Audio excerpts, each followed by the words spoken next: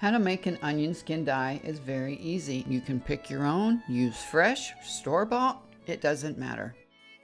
Look up there, I show you how to ferment these, very easy. Today I will be using the yellow.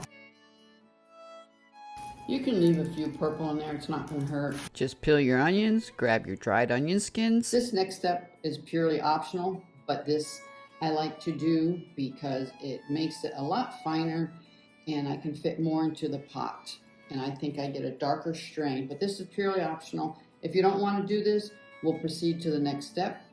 And this is what we wound up with from all those onion skins. Now I'm going to boil some water because I'm going to be putting it in my chamber's gas stove, and this will cut down on using gas, for it does not need to boil. I'm going to put it into an aluminum pan, which I believe, in my opinion, helps intensify the color because onion skins don't need a mordant. Add your onion skins first. Next, your boiling water. I would like 2 to 3, even 4 times the amount of water. I'm going to probably even add a little bit more because this is going to sit 24 hours. And this is called the well, and it's in my chamber's gas stove. See that little pilot light down there?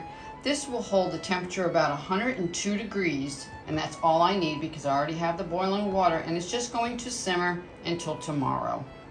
I added a little bit more hot water from the man on tap, and I'll show you the color already. Look at that beautiful color. It's going to intensify as it simmers.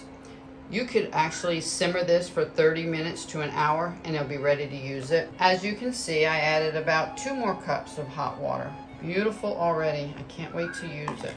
I'll put the lid on. I'll stir it every hour or so. You don't have to. You can literally just leave it and it'll be ready. About 24 hours, maybe less. I will come back and show you the color. And here it is, exactly 24 hours later.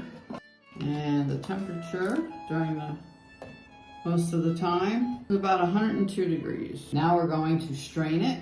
I have a strainer and I'm going to put another strainer on it. I'm going to double strain it. And I'll just dump this off as I go.